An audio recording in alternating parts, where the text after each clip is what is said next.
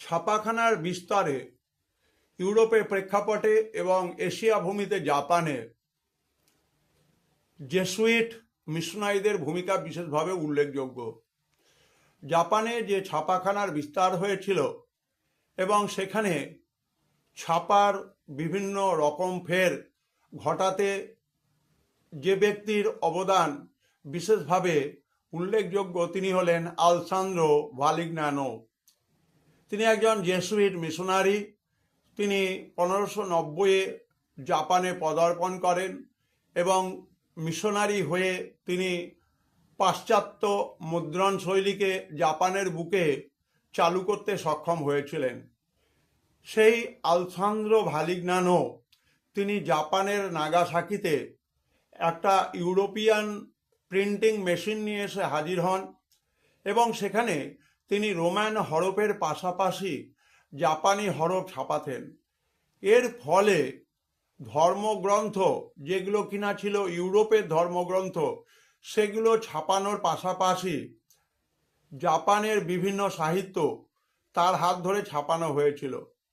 যেহেতু জাপানে খ্রিস্ট ধর্মের উপর নিষেধাজ্ঞা ছিল, সেই কারণে একটা সময় এই পশ্চিমী দেশের গ্রন্থগুলো জাপানে ছাপানো বন্ধ হয়ে যায়।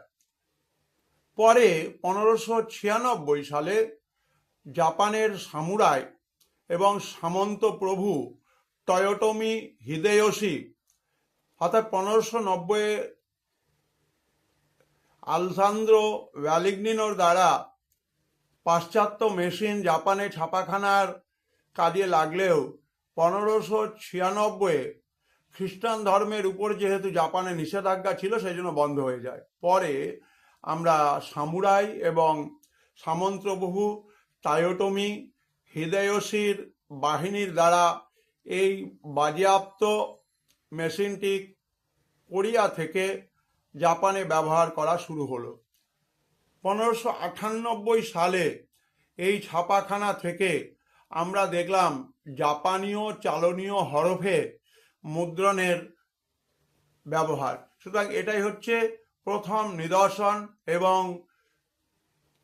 জেসুইট মিশনারি আলসান্দ্রো ভালিগনানো তার উদ্যোগে জাপানে কিভাবে ছাপাখানা বিস্তার হয়েছিল তার ইতিহাস তুলে ধরা হলো এবং এই ঘটনাটি 1590 থেকে 1594-96 পর্যন্ত। তোমরা ভিডিওটি ভালো করে দেখবে। সবাই ভালো থাকবে, সবাই সুস্থ থাকবে।